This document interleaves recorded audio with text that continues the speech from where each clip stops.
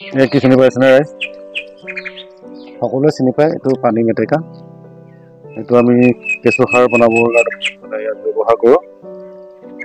পানী মেটেকা আৰু এইটো হৈছে কলগছৰ টুকুৰা।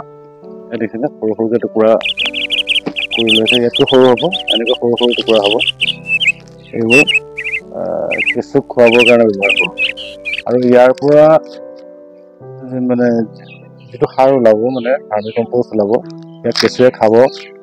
খোৱাৰ পিছত কেঁচুৱে যিখিনি মল ত্যাগ কৰিব, সেইখিনি হৈছে ভাৰ্মি কম্প'ষ্ট। গতিকে ইয়াৰ পৰা যিখিনি ভাৰ্মি কম্প'ষ্ট ওলায়, একদম উন্নত মানে মানদণ্ডৰ।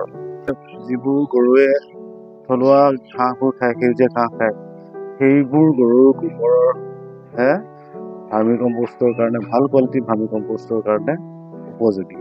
আমাৰ ডায়েৰী গোবৰবিলাক বহুতে ব্যৱহাৰ কৰে, কিন্তু সেইটো উপযোগী নহয়, বা তাত উন্নত মানৰ ভাৰ্মি কম্প'ষ্ট প্ৰডাকশ্যন নহয়। কাৰণ ডায়েৰীবিলাকে সাধাৰণতে চাপৰে বেছি খায়, সেউজীয়া ঘাঁহ খুব খাবলৈ কম পায় আৰু বান্ধত থাকে।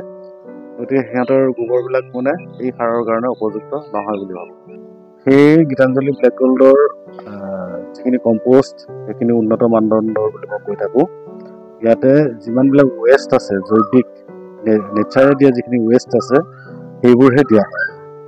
বাকী প্লাষ্টিক ফ্ৰী হয়, প্লাষ্টিক পৰিব দিয়া নহয়, ৰাসায়নিক পদাৰ্থৰ প্ৰভাৱ পৰিবলৈ দিয়া নহয়, এনেকুৱা ধৰণৰ।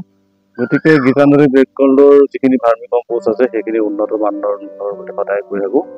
আৰু আন সাৰসমূহতকৈ, আন জৈৱিক সাৰসমূহতকৈ বহুতেই পৃথক।